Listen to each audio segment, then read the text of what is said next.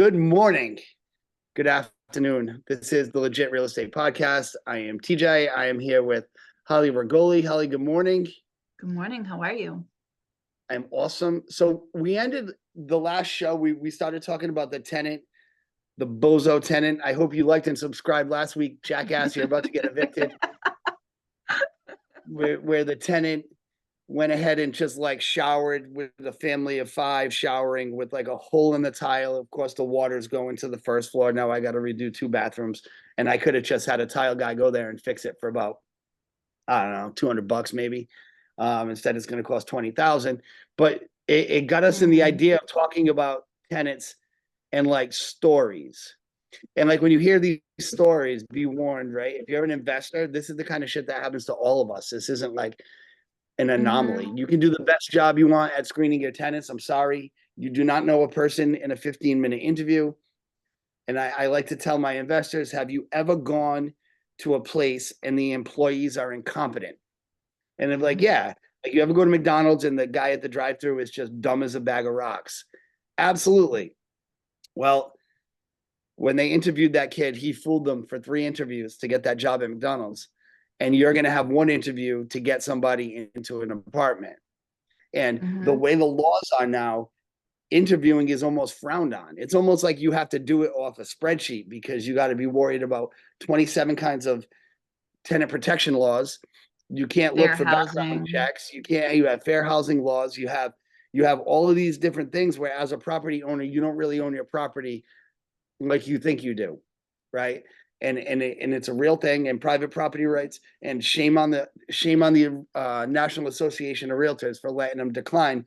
It's to the point where if you want to have someone live in your house, you don't have full control. So what happens is you have this one opportunity to pick a person. Then once they're in there, and it's wicked hard to get them out. I'm going to tell a story later. A friend of mine is going through an eviction process right now. I texted her right as we sat down, and she said, yes, I'm here now with the marshals getting someone out, and wait till you hear about an eviction. What a tragedy it is. But you've owned property, you've dealt with a million tenants. Anything stand out that you want to start with? So I had some pretty crazy stories, but as I was thinking about it, I'm like, did I already tell these stories on here? Did I tell you about my tenant that died from a coke overdose? I think you mentioned it. How did you come to find out? Is it when the rent wasn't due or when somebody else called? When his dad called me and told me, I mean, okay, so I'll back up a little bit on this one. This was like one of the worst properties I ever owned. I lost so much money on this property because I was like 23 or 24 when I bought this, and I was way too nice. I've learned I have a lawyer in my back pocket now. I'm still too nice, but I just can't deal with the bullshit. People, this particular house, I had this kid come. He was 27 years old, and he was walking around checking out the apartment. His dad came with him, and so he wasn't reading the lease over, but his dad was. And the whole story behind it was that his mom had passed away, and he had a trust fund, so he had plenty of money, and they wanted him to be able to buy a house, but he had no credit, so he needed to start building credit by living in an apartment and trying to build credit on his own. So his dad was reading the lease through, and he had no, I was like, whatever, maybe he's illiterate. I don't know. I'm not going to judge. So his dad had read the lease through, helped him sign the lease, but then I started getting weird calls from him. And, you know, even if I did tell this before, it's worth telling it again. I got calls from him one day. He calls me and he says, I think the tenants downstairs put sugar in my gas tank. I'm like, why? Why would you think that? He's like, I don't know. I just think they put sugar in my gas tank. I'm like, okay. And now I am young and naive. Like I said, I was like 23 or 24 at the time. I'm like, I've never done drugs. Like, I don't know anything about anything. But then he calls me again. It's like 2 o'clock in the morning. And I'm thinking something's wrong. And I'm like, hey, Jerry, what's the matter? He's like, oh, nothing. He's like, I'm just calling to let you know I went away on vacation. I'm like, okay. 2 in the morning? 2 in the morning. I'm like, okay. Now, mind you, so this is Rhode Island. The apartment was in West Warwick. And I was like, well, where did you go? He's like, I went to Johnston, which is about 20 minutes from West Warwick. And he's like, I stayed in a motel and there were bullet holes in the door and green spots in the sink. I'm like, Mhm. okay. And I was like, you do know it's like 2 o'clock in the morning, right? It's like, and so we ended up ending the call, and I started telling some of my friends at work what was going on, and they're like, sounds like he's got some kind of paranoia kind of like drug thing going on. Something just doesn't seem right. Then I get a call from him, and I mean, multiple calls, right? One of them was, hey, Now, are they all at random hours, or are these calls happening at any hour in the daytime? any hour, anytime, whenever. But he called me and he's like, hey, did your husband come by today? I know he said he's got one of those cameras that look under the door with and can see under the door. He's like, I just want to let you know I'm not doing anything wrong. Interesting. I'm like, okay, all right, no, we don't have that. When I don't know why you think that.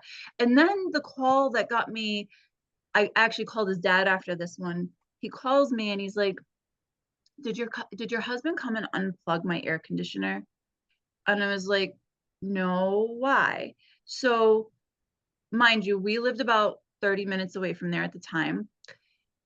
His apartment access, you could get to it, you'd have to walk up a set of concrete stairs, walk into a door, walk through a breezeway, and then it was his apartment door. That was the only access in. And then he had a fire escape on the outside. But the way the fire escape worked there, he's on the second floor, so it was really high to get to the bottom. So you couldn't just climb up the fire escape. You still have a drop, right? Right. He's like, well, yeah. He's like, I know he likes to come up like the fire escape and like look in the Oh, windows does and he? stuff. He likes to do that. He likes, yeah, that's exactly what my husband likes to do. He's a teacher. At the time, he was a teacher at a middle school. Like, and yeah, that's no better time to just go around and unplug people's air Scale conditioners. some walls. Yeah. So if he would have done that, he would have had to go up the fire escape, somehow climb in the window, unplug the air conditioner. I was like, well, Jerry, what makes you think that my husband did that? He's like, well, he's like, I got in the shower, and then when I got out, the air conditioner was unplugged. He's like, never mind, maybe I just tripped over it. And I was like, what the hell is going on? So I called his dad. And I was like, just so you know, I'm like, I don't know if he's supposed to be on some kind of medication and he's not or whatever, but this stuff is going on. And he says, okay, I'll, look into it. And then the next thing I know, I got a call from his dad. And unfortunately, Jerry passed away, not in my apartment, but he was at like a motel or something in Seekonk, and he overdosed on cocaine and died. So he had his own apartment, but he was still getting motel rooms to do drugs and call his landlord, which I haven't rented in a while, but I would think the last person I'm going to call when I'm taking narcotics is my landlord, I would guess. Interesting. There's so many weird people. I mean, and I went into that apartment after. Was it a Oh, disaster? Did it look like, I'm picturing it looked like a beautiful mind, and there's like just like conspiracy theories spray painted on walls and whatnot. no, it was like, it's a young kid living there. He maybe had a couch and a bed, like not a whole lot of stuff, but there were rolled up dollar bills everywhere. I guess he was like snorting things through it. And it was a sad situation. I'm like 27 years old, but Shame. that gave me the idea. It's like, wow, I'm like, what drugs do to your brain? It's awful. I can't even They imagine. do. And as we get like, so pot is pretty much legal now. So the ramifications of that in our business is I've been to at least a couple of showings where you can't go in this room, but I can smell it from outside the door. Like people are just making these makeshift grow houses, right? And the tenants, if Mhm. you have a non-owner occupied property, and a lot of times, well, you should have a separate electric meter that's for the owner, right? And that's for your hallways, the basement, whatever, the garage Mhm. floodlight, whatever it is that's common use. Well, these people are smart. They're putting that on the owner. Like they're setting, and it takes a lot of power to grow some weed. I mean, we live in New England. You got to make it tropical. So you know how you make it tropical is with lights and heat, right? And these Mhm. people, hear stories of a landlord that has like out of nowhere a $1,200 electric bill, and immediately it's like grow house, like that's what they're doing. I've been on Oh yeah. showings, you can't look behind the curtain and this kind of stuff. And whether it's legal or not, I mean, if you own a property, you don't want that kind of stuff going on there. I have a tenant now and it drives me up a wall. So I have it where my leases all say no smoking in the apartments. I don't care what you're smoking. I don't want you smoking in the apartments. Mhm. And I'll go and I'm trying to redo the third floor of this house. So I'll go up and I'll meet with contractors and whatnot. And I go up there and I'm like, all I smell is weed from downstairs. And I'm like, I don't, but the thing is, I don't know for sure if they're smoking in the apartment or if they're smoking on their porch and I'm just smelling it because it's coming straight up. Mhm. Or I don't think people realize it, but when you smoke pot, you reek of pot. You You do. do. You And cannot smoke and not so reek full of full pot. disclosure, I do not smoke pot, though I may have tried it in high school, but I do like the smell.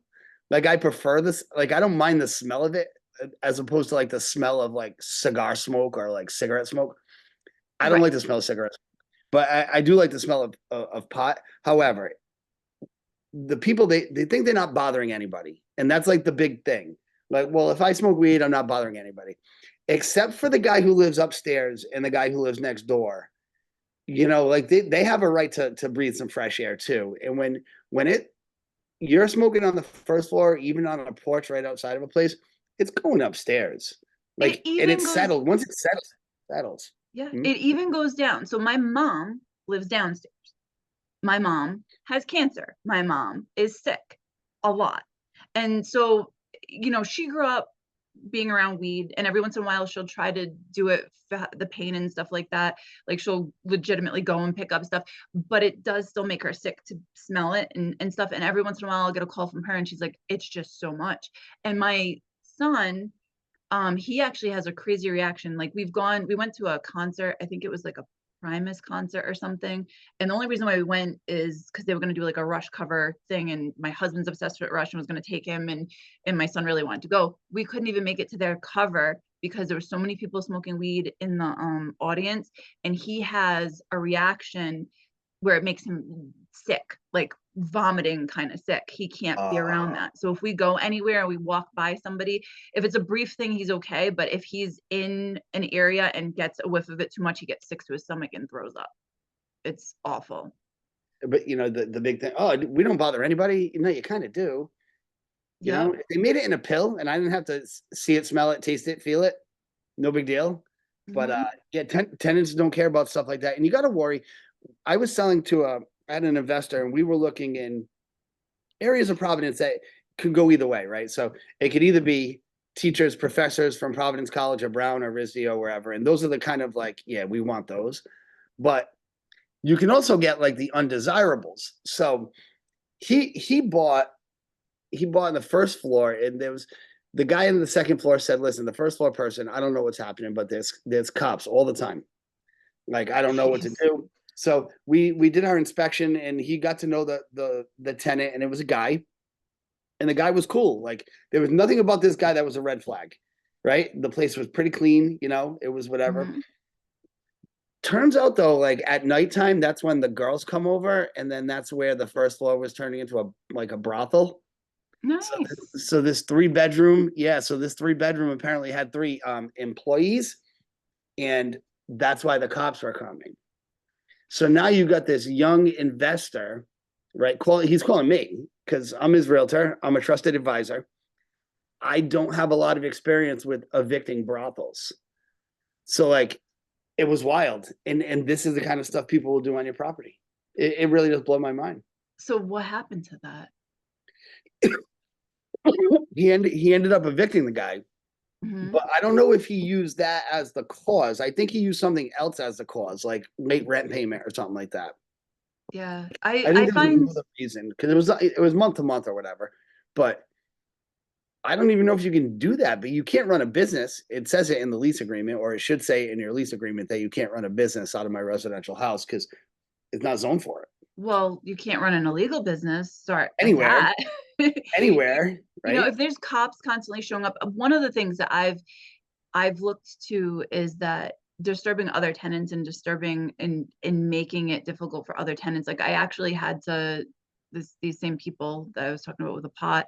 I gave them a notice because I would get constant complaints from the other tenants in the building that they were just fighting so loud and disrupting and like throwing things and screaming and stuff. And I was like, listen, if you do this again, you're out. And I ended up actually evicting the girl of the couple, and she's gone because I had it. And I made it so I was like, basically, if you're fighting, you can't be here. And they would still fight every once in a while. And I was like, well, at least if she leaves, and I chose it to be her because I had an issue with her where she tried to claim that I was lying about her giving me rent and like stiffing her. And also having a conversation with her and talking to her and having text conversation with her. She's like, well, I don't have any text messages on my phone from you. I'm like, just because you deleted them from your end doesn't mean that they're not They're in the not, phone records, because here's a screenshot of our conversation. And I was like, once somebody lies to me, I'm like, I'm sorry. And I know that the guy has been he's trying to do good with his life, and he's trying to like work really hard and stuff like that. And I'm like, well, at least if one of them is not there, they can't fight. And then come to find out, my mom's telling me, well, she's basically still staying there anyway. So now I'm just like, I tried. you know, So it's cool that you have your mom there. That helps. You know where I see that with the tenant disputes happen is with like two families in residential neighborhoods, because a lot of times it'll have a backyard. And I've seen it where one of the tenants thinks it's their backyard, mhm, and then the other person feels like uncomfortable to use it. mhm, Oh, and that can be a hard conversation to have, because you can't really, what are you gonna do? You're gonna assign days for the backyard? No, you don't want to micromanage. But if you have a tenant that doesn't feel comfortable using the backyard, and part of the reason why they wanted the property is because it had a little grass for them to grow some tomatoes or whatever it is they want to do, and it's mhm, monopolized, I feel like it's easy for the landlord to get in the middle of that. And we had one with a screen house, and I would check on it, and the screen house was cool. It had a table and like a little mini fridge. That's it. Well, over time, like people just started like moving their stuff into it, so it looked like it was like their property. ugh, And then the other guys went, I don't want to go sitting in there, like I don't want to. I'm not using the screen house, and that can be an issue for a landlord for sure with that yeah. common space.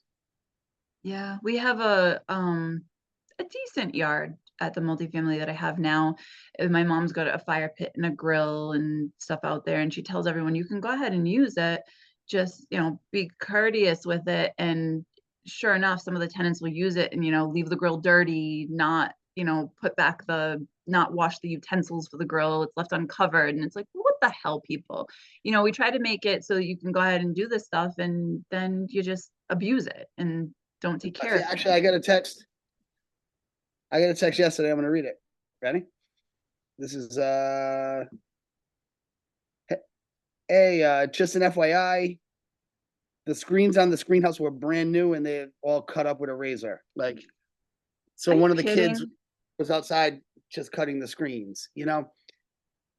There's another one where the chair, the same kind of chair, it's like they don't control their kids. They don't respect your property, and that's it. And that's why I know a lot of people are shying away from giving tenants storage. Mm-hmm. I've noticed No. that more and more, where you'll see all the locked storage units in the basement, but people aren't, there's nothing in them, because Mm-hmm. the owners are like, these people leave their stuff here. They store food down here. I'm gonna end up with a million mice, et cetera, et cetera, et cetera. No, I've cut back on the things I allow tenants. That I learned a lot from that four family that I had in West Warwick. I had somebody convince me to let them have a dog, and they're like, "But the dog is great. They're, potty trained and blah blah blah." I had just installed new carpets, and I go in there one day for something else, and there are piles and piles of poop on the carpet in the living room, and I'm like, this is not just a one day thing. There are piles of poop. How do you not clean that up? And like, I had to rip up the carpet right after I evicted them and redo another whole carpet again. What a shame. This stories, they just don't end. So the second floor, there's no pets allowed, right? I don't allow any pets. And I don't want to hear your sob story about your freaking dog is the greatest dog. It never bites, it doesn't have teeth, it reads books, it's great. So these freaking people, there was a two-car garage. I don't rent the garage space. I just said, be reasonable. Your half, your half. Like, I'm not going to charge you $50, even though I probably could lock it up and charge you $50. Anyway, The guy calls me up. He's like, "Hey, upstairs they have a cat." So I call upstairs. You got a cat living up there? We don't have a cat up here. Oh, but in the garage where you have your cat food and the milk and whatever, so they had the cat living in the garage. Oh my God. Like, you need the cat that bad. So they lied to me about having a cat, right? Because I know if it's a kitten, you're not going to put it in the garage unless you're a Yeah. complete sadist. You have a cat, an outside cat, you're letting it live in the garage. Well, which is fine, but somebody else is in that garage with their stuff in there, with their boxes of stuff. Like, people are so ignorant. They are. It's very frustrating. The same tenants again, it's making me think more and more that I gotta, like, at some point, I'm just waiting for them to fight again. They fight one more time. I'm like, I'm sorry. Like, I've tried to give you so many chances. I think every month when I would go pick up the rent, I would write them a letter. I'm giving you 30 more days because I was trying to help him look for a house, but I don't know if I don't know. It's not quite getting there because I was like, like I said, I feel like he's a good kid and he's trying really hard. But every once in a while, my mom's like, yeah, they have a dog upstairs. Like, I know that he owns a dog, but it stays at his family's house. But I was like, I don't want the dog on the property. The dog has gone to the bathroom. My mom has caught the dog going to the bathroom on camera. I have cameras. She has cameras outside. Oh, no, no, no. It's not our dog. Well, we don't have any other dogs on the property. It's Like, not. It's not our I don't. dog Yeah. upstairs. No, it's not our dog pooping on the lawn. Well, but again, it was the girl that had taken the dog out, and she, like I said, I know she lies, so it's So we've frustrating. got I've got a friend right now. I told you with the eviction. So she bought this rental property. It's like a 4 unit, 5 unit, whatever. And it's way under rented right now. First of all, landlords, raise the rents before you list. Don't raise the rents after. First of all, you're killing yourself on value. You're Mhm. killing yourself. So you can't price a house like it's rented at market value if you're priced halfway at market value. Especially if you're locked into leases. Yeah, so I had a 6 unit on Chell Street, and all the rents were 600 a month, all two Oh my beds, all God. 600 a month, right? The Oh my God. landlord, older guy, the guy has more money than the U.S. government, so he never really cared. And there was a bunch of old tenants in there, and he liked them, and whatever it was. We sold it at a price. I want to say it was 6 units. We sold it for like 350 because Wow. When that's was like this? a couple years ago. It was before the prices went up, and it was before. If I can go back, I would have bought the damn thing. If it happened today, I wouldn't even list it. I would have just bought it. You would never know. But anyway, back then I wasn't in that world. But anyway, he sold it. Like the week after closing, those rents went up to 1,300. Hmm. So they like doubled. Now the whole time during the sales process, we tried listing it at this, and we kept dropping. And I'm like, Kenny, instead of dropping the prices, raise the rents. I can't do that. I don't want to raise the rents on these people. Well, it got bought by like a management, somebody that had a property management company. Hmm. They immediately went to market rents. And you know what? Not one of those tenants left. Wow. Yeah, because where are you gonna go? You That's are right. not going anywhere. When you are, and I realize like I probably a little bit under rent on where I am. When I started evicting the girl, she's like, how long do I have? She's like, because I can't find anything for under like $1,300 a month that doesn't include utilities. And right now I've been charging them 1,200 a month and it includes utilities. Mm-hmm. And their bill has been pretty high for the Man, electric over there. And I was like, and thinking about how much weed I smell over there, I came right out and asked, I'm like, well, are you growing or something? Because for a little apartment, I'm like, you're almost where I am for my bill for electricity. And my whole house is electric. So, and I checked, I just had an electrician go through this past year to make sure every circuit was tied to the proper breaker and everything. So I'm like, but then again, one day I walked into their apartment to like go collect the rent. I'm like, it's set to 85 degrees in your apartment. and that's Like, you paying it, yeah. But I and that's have it set up where um one, if I go by and like I see my mom has taken pictures and sent me pictures of their windows open in the middle of winter, and like I'm like, listen, what do you have going on here? But I also have it that I cover $300 worth of the bill. If your electric goes over $300, you're paying the difference, and they pay the difference in that. So it's like it's not me, like I budget the 300. I mean, I'd rather not pay that, but I was like, why the heck is it so high? And I mean, part of it, I got to get the house insulated, and I'm working on doing that. But to walk into it, I keep my house at 68 when we're awake. When we're sleeping, it's down to like 62. To go in and see it 85 degrees and And nobody that was home. and that, that's when you pay, you're asking for it. Mhm. How many times you would see, even when I was younger, I open the windows, keep the heat on. I like the breeze. Like when on those days where it's like a crisp 45, Mhm. I like that fresh air, but boy, I don't want to be cold, right? And if someone else Mhm. is paying, that's this last one I looked at. I actually have an offer out now. That's why if you notice me check my phone, I keep waiting for this guy to get back to me. It's 5 units and they're all electric with their own thermostat. Mhm. So you keep it on 85. I bet you don't keep it on 85 if you're paying the bill. Mhm. I bet you don't. But sometimes it's hard. It's hard to find a house that's wired like that. Yeah, And well, once it's gas, who's gonna make a conversion to electric? Like no one. yeah. Well, when I was redoing this house, when I bought it, it had been abandoned for a while. The person had passed away. But he only lived in one of it was 3 units at the time. And I turned it into a 4 unit. But so the first floor is all connected because I just basically put a wall where there was a doorway to turn that into 2 apartments. And then Mhm, the 2 upstairs units hadn't been used for God knows how long. So in order to get the gas meters put back on, I had to have the pipes tested.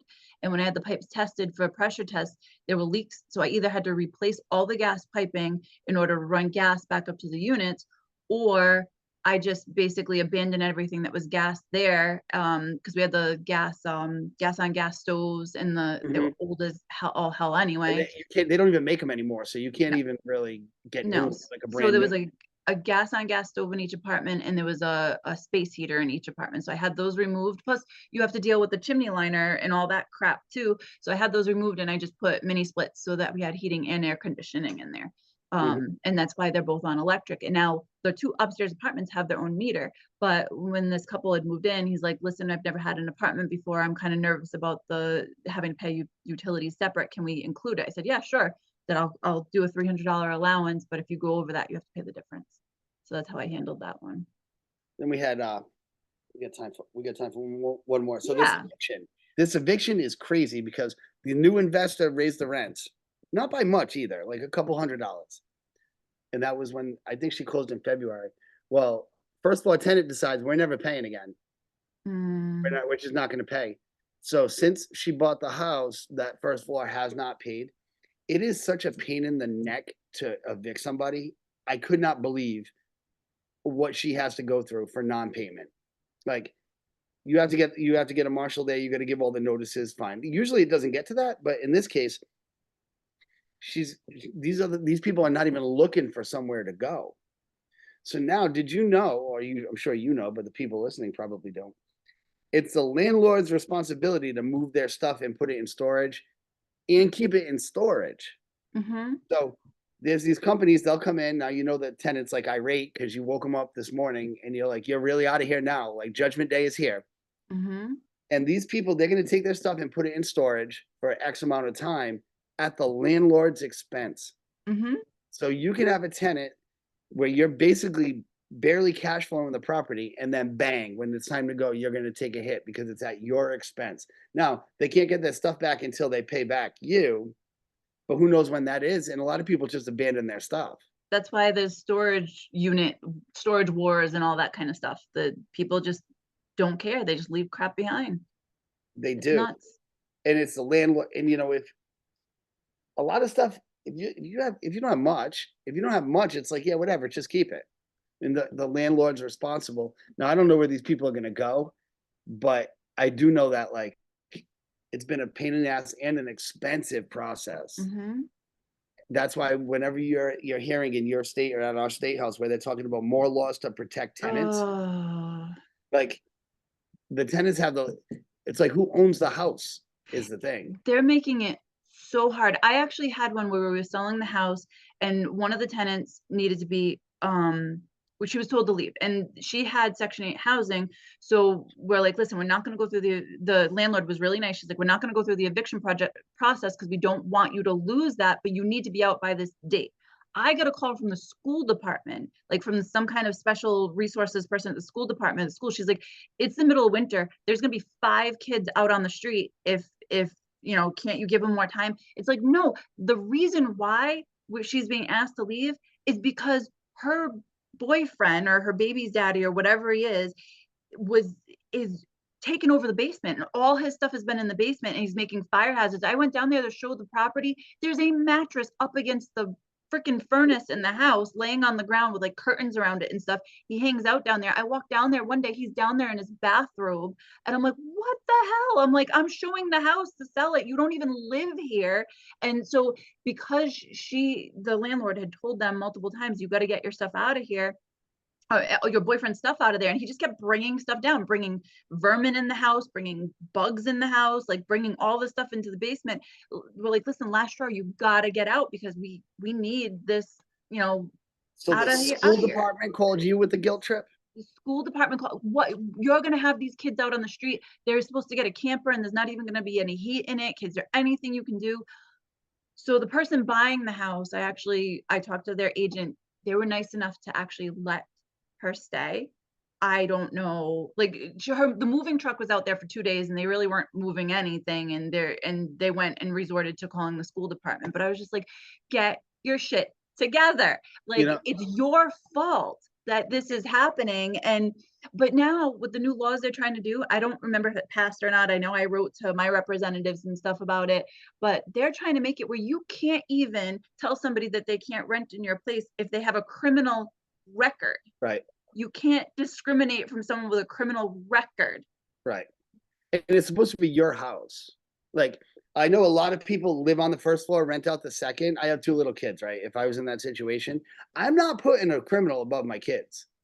Like, I'm sorry, I'll pay the fine, whatever you want to do. And these laws that it gives toward tenants are wicked anti-private property. I don't know where all these dues I'm paying. If you're listening, Board of Realtors just sent me a 10-year anniversary badge. I responded back, what are you doing about this? Like, what are you doing about this stuff? And no one wants to put kids on the street, right? But also extended stays always have vacancies. You can stay there for a month. It's $1,000. It's cheaper than your rent. I paid to have someone we were evicting from a house I was selling.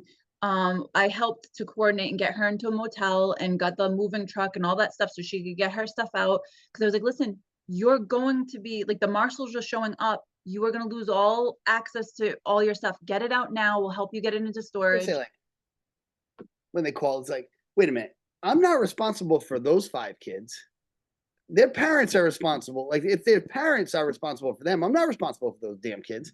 I got 2 up here. I can hear one of them running around right now saying, like, it's almost 12. Where's dad? Yeah. Listen, we got under a minute. Holly, tell us, where do they find us? Legit Real Estate Podcast. That's who we are. Find us on YouTube, everywhere. Send your stories to the Legit Real Estate Podcast at gmail.com. And we love you guys. We hope you're watching and enjoying. Have a great day. I'll talk to you next week. Bye.